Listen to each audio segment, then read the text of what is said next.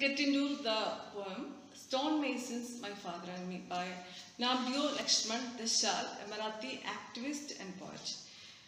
Yes, he's a Dalit activist of the 20th century. Along with poets like J.P. Pawar, Raj Thale and Arun Kamble, he founded the Dalit Panthers movement, which was inspired by Dr. B.R. Ambedkar and also by Black Panthers of the United States. Earlier I uploaded a video on Dalit literature. You must have seen it and you may be familiar with Namdeo Deshal. Deshal began a magazine called Vidrah or Revolt. He published two novels as well.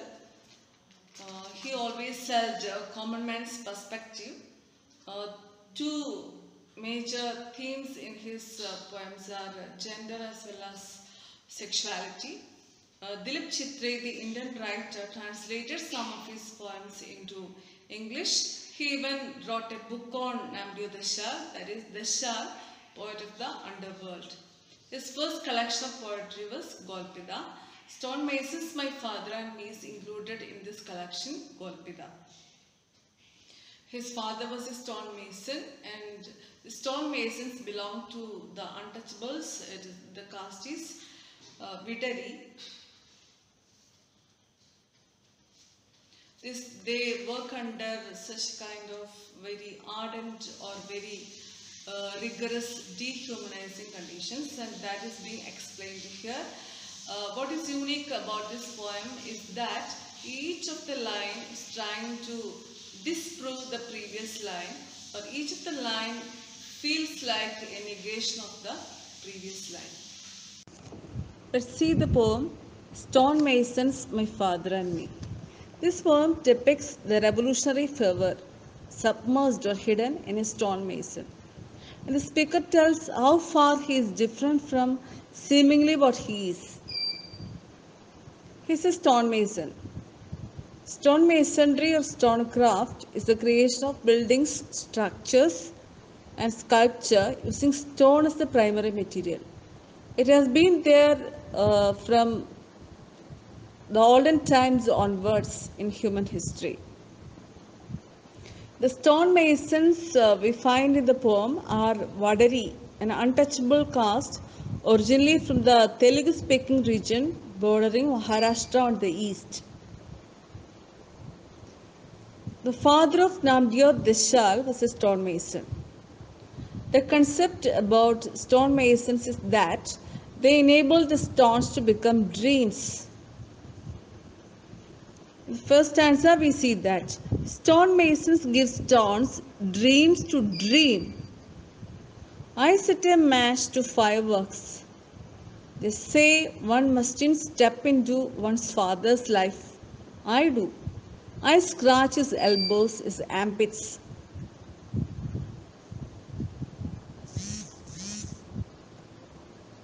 Stones are inanimate, but in the hands of masons, they become carriers of dream, energy and imagination.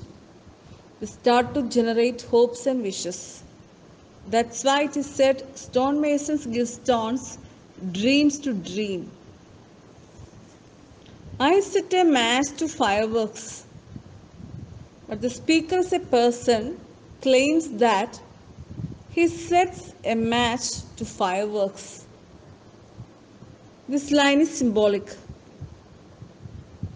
Hope you understand what is meant by setting a match to fireworks. And this line is symbolic. The speaker must be referring to his subaltern upliftment uprisings, or himself being a member of uprisings for the upliftment of the subalterns or the marginalized sections of the society. The speaker also must be meaning his literary pursuits supportive of such cause. I set match to fireworks. The poet or the speaker tells that he is uniquely different regarding his attitudes as a marginalized, a Dalit marginalized individual. They say one mustn't step into one's father's life. I do.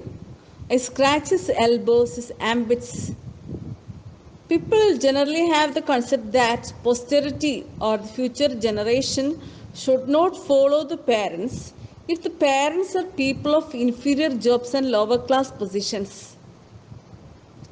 But the speaker here bravely declares that he is at odds with or he disagrees with the society over such a concept. I scratch his elbows, his armpits. He tells that he is largely involved with his father's life. He is there on his father's call, even to scratch his elbows and armpits. They say one mustn't step into one's father's life. The phrase step into one's shoes, it means to continue a job that somebody else has started. Next stanza. Stonemasons give stones flowers. I play horns and trumpets. Stonemasons transform stones into flowers. They possess that magic of art. They are great artists. It's innate in them. It's inborn with them. The implication is that those stonemasons are romanticized as producers of artistic wonders. Apart from this, they are regarded as low as per the dictates of the caste system, the dictates of the society. The speaker realizes this. Thus he says, I play horns and trumpets. Horns are the symbol of war and God's power. Trumpets are indicative of danger. Thus, the speaker is kicking off a war against all class hierarchies and suppressions, which compels one even to repudiate or reject his own traditions, his own parentage, and his own obligations.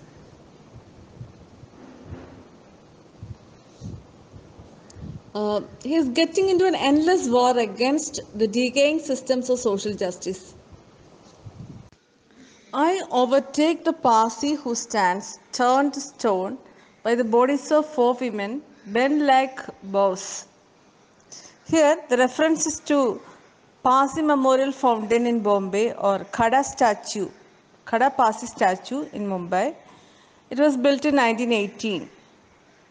The statue was commissioned by or it was ordered by Kersarji Manokji, a businessman and a judge in Mumbai, as a memorial to his father.